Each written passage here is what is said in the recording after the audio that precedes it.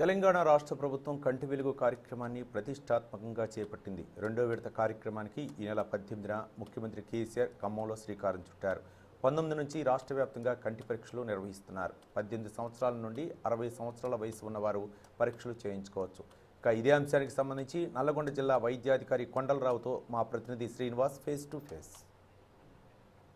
కంటి వెలుగు రెండో విడత కార్యక్రమం ఈ నెల 19 నుంచి నల్గొండ జిల్లాలో ప్రారంభమైంది.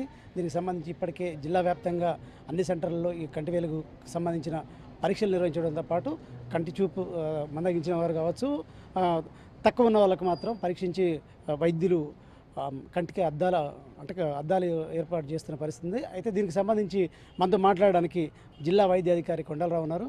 సార్ చెప్పండి సార్, అంటే ఈ తెలంగాణ ప్రభుత్వం రెండో విడత కంటి వెలుగు కార్యక్రమాన్ని చేపట్టింది సార్. అంటే గతంలో మొదటి విడత కార్యక్రమం చేపట్టింది, అప్పటికి ఇప్పటికీ అంటే ఏంటి డిఫరెన్స్ ఏంటి?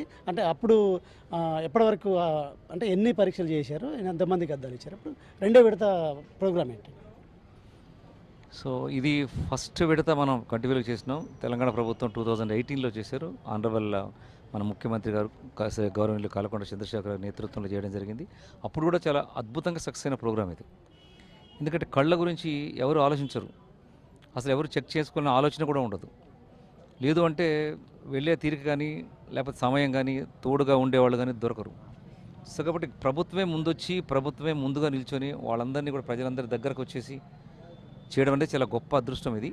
కాబట్టి ఫస్ట్ విడత చాలా 100% సక్సెస్ఫుల్ అయింది.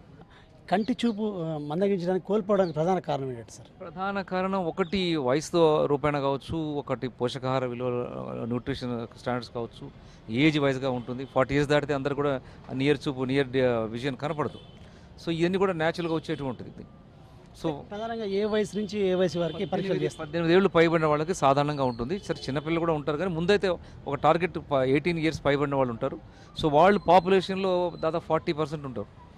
కంటి చూపుని పోకుండా కాపాడుకోవడానికి లేకపోతే ఎలాంటి మీరు ఏ విధంగా సూచనలు చేస్తారు?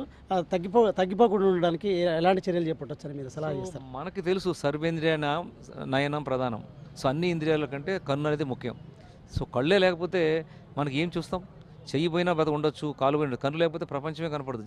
మిషన్ 100 days అంటే 100 రోజుల ప్రోగ్రాము. ఈ కార్యక్రమం మొత్తం జిల్లా వ్యాప్తంగా 70 సెంటర్లలో ఈ కార్యక్రమం నిర్వహిస్తున్నట్టు జిల్లా వైద్యాధికారి చెప్తున్నారు.